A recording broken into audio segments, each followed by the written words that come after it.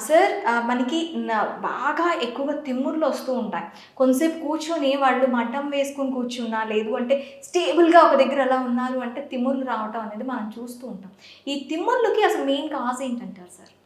తిమ్మిర్లకి అంటే it's symptom to see. చాలా హ్మ్. 100 రీజన్స్ ఉన్నాయి.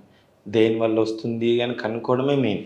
హ్మ్. సీ వాట్ హ్యాపెన్స్, మన ఫిజికల్ యాక్టివిటీ తగ్గినప్పుడు 15 నిమిషాలు కూర్చున్నా తిమ్మిర్లొచ్చేస్తాయి. బట్ హ్మ్. వాళ్ళకేదో పెథాలజీ ఉంది, ఏదో డిసీజ్ ఉందని కాదు. అంటే hmm. You are not doing appropriate exercise or keeping your body fit అని. But most common reason is sugar, diabetes. Okay.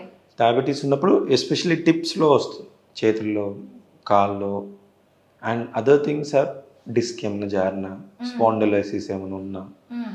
లేదంటే విటమిన్ బి12 తగ్గినా, విటమిన్ డి తగ్గినా. సో, అంటే when you are not adequately nutritious diet తీసుకోకపోయినా ఇవన్నీ ఉంటాయి. So, ఇది మనకి నర్వస్ సిస్టమ్ వల్ల వచ్చే తిమ్ముర్లని మనం ఎలా డయాగ్నోస్ చేయొచ్చు? యాహ్! It's a very